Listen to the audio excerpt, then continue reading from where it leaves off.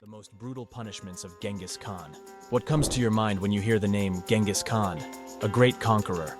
While he has a fair share of victories to his name, but none can deny that his great and powerful empire often stood on the blood and bones of thousands. Let's step into a world where empires trembled at the mere mention of his name, where vast stretches of land bowed before his might, and where tales of conquest and unimaginable power resonate through the chronicles of history. A flashback. With lightning-fast soldiers, tactical brilliance, and an insatiable hunger for expansion, he carved out an empire that stretched from the shores of the Pacific Ocean to the heart of Europe. But as we delve into the legacy of this awe-inspiring figure, we must also confront the darker side of his reign. For beneath the tales of awe and reverence lie the harrowing accounts of brutal punishments, the retribution that sent shivers down the spines of even the bravest souls. To truly comprehend the magnitude of Genghis Khan's impact, we must navigate the shadows, exploring the depths of his ruthless methods. So let's set off on this journey to explore the darker side of the great Genghis Khan, the Yasa, Genghis Khan's code of law.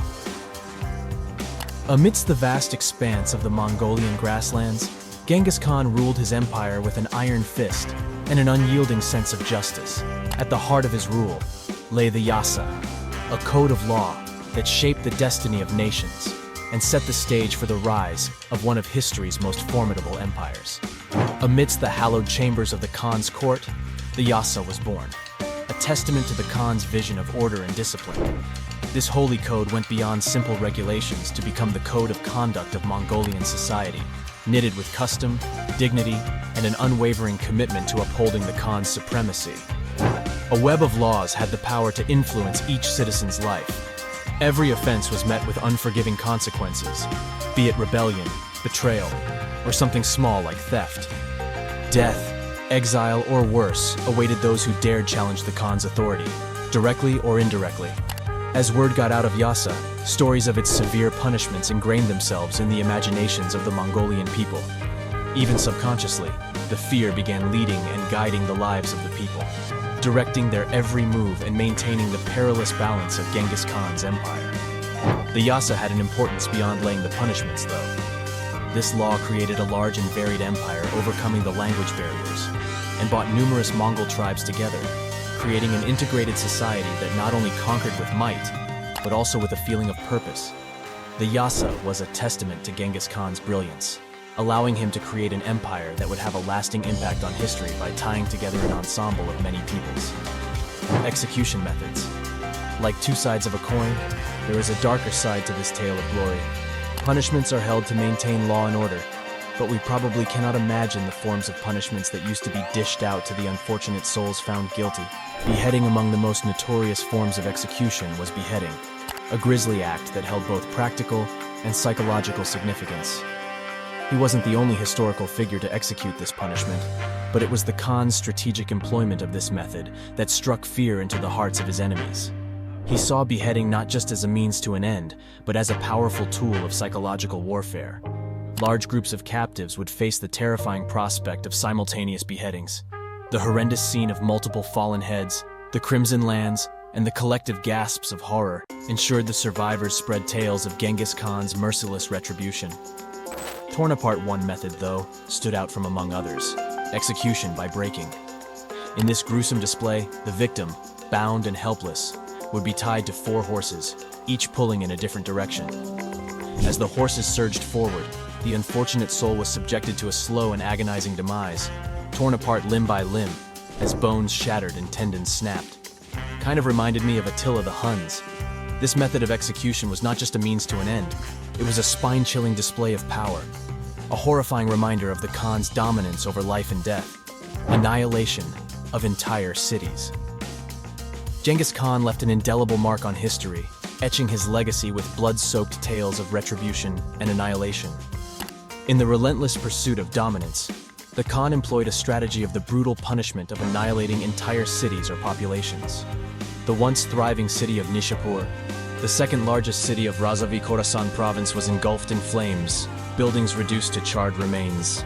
Brutality unleashed upon men, women, and children turned the once prosperous haven into a graveyard of despair. Nishapur's cries echoed through time, a terrifying illustration of the Khan's fury and his unwavering commitment. The city of Merv met a similar fate. Its grandeur and its architectural marvels became fodder for the merciless flames of Genghis Khan's vengeance. The rivers turned scarlet with the blood of those who dared to resist. The city's walls crumbled, its proud towers reduced to rubble. Beyond the sheer devastation and loss of life, there lay a deeper psychological impact on Khan's strategy. The very notion of resistance or betrayal became tinged with the knowledge of what awaited them. Fear seeped into the collective consciousness, a haunting presence that whispered tales of doom and ensured that future uprisings were stifled before they even took root. The annihilation of cities and populations, once thriving centers of human civilization, serves as a stark reminder of the depths to which the Khan's empire would descend in its quest for dominance. These tales, at once captivating and horrifying, lay bare the price of resistance, the consequences of defiance, and the lingering shadow that cast its gloom over the conquered lands. Decimation and destruction of enemy clans. Among the weapons in Genghis Khan's arsenal was a tactic known as decimation, something that even the bravest warriors feared. 1 in every 10 men from a rebellious clan or tribe faced the grim fate of execution, trampling the rebellion on them. Each rebellious soul knew their existence hung on a shaky ledge and the frightening implications of failure.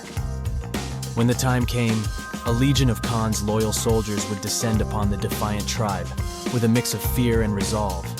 They were bound to carry out their leader's command, extinguishing the lives of those deemed enemies of the empire.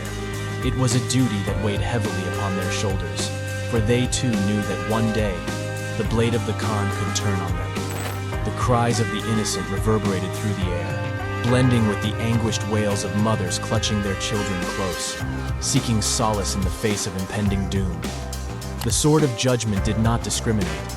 It was swift and merciless, claiming both men and women, young and old. The aftermath was a haunting scene of devastation. Scorched earth and shattered dreams lay in the wake of Genghis Khan's determination.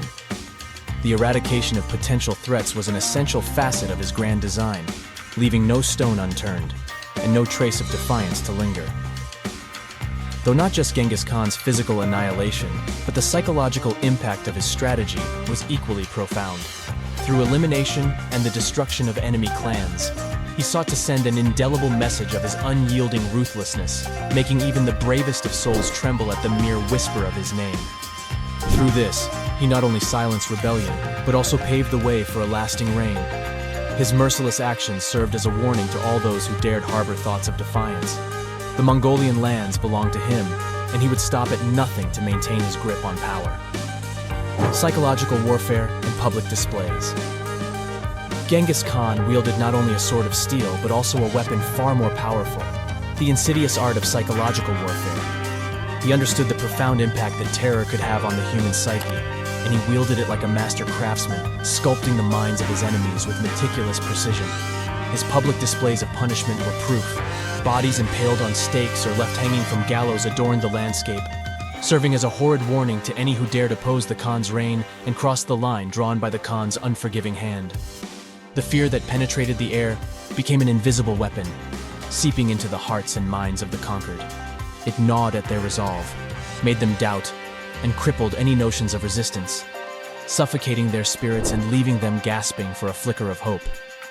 Not only that, he employed a strategy of calculated terror, spreading whispers of his invincibility and unmatched brutality throughout the lands.